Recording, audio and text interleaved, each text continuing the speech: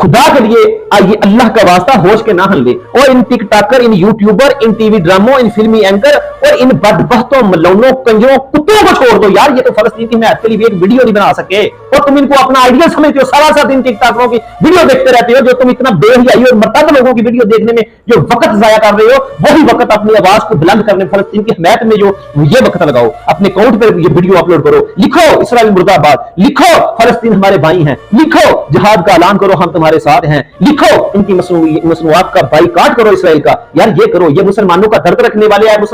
मुसलमानों उठो, खुदा के लिए उठो, अपनी गैरत ईमानी को जगाओ। छोड़ दो यूट्यूबरों को, टिकटॉकरों को, इन फिल्मी एक्टरों को, इनको अपना आइडियल मानना छोड़ दो। आइडियल सलाह अय्यूबी को मानो, जिन्होंने एक हज भी ना किया, जिन्होंने उम्रा भी ना किया, वो बैतुल मुकद्दस को छुड़ाने में और कुफार को वासे जहन्नम करने में इतने जो मसरूफे अमर रहे कि उनको टाइम ना मिला। आज तुम्हारा मियार क्या बन गया कि बंदा उम्रा करने चला गया, तवाफ करने चला, तुम वो बाबा मुसलमान तो ये है और ये मुसलमान है, ये मुसलमान है। वो मुसलमान कौन से हैं यार? ये मुसलमान फलस्तीनियों पर जुल्म हो रहा है और ये हज उम्रे नमाजें पढ़ रहे हैं और तुम टिकटॉक रहे हो, फेसबुक में सोशल एक्टिविस्ट जो है ये मसरूफे अमल है। कल क्या जवाब दोगे अल्लाह को? रसूल अल्लाह ने अगर पूछ लिया मुसलमानों पर जुल्म हो रहे थे, तुम टिकटॉकरों की वीडियो देख रहे थे, फिल्में देख रहे थे, ड्रामे देख रहे थे, PSL देख रहे थे, तुमने तो आवाज भी बुलंद ना की, उनकी मसनूआत का बाइकआउट भी ना किया, जिहाद का ऐलान भी ना किया, जिहाद का ऐलान करने वालों के पीछे भी ना चले, तो क्या जवाब दोगे?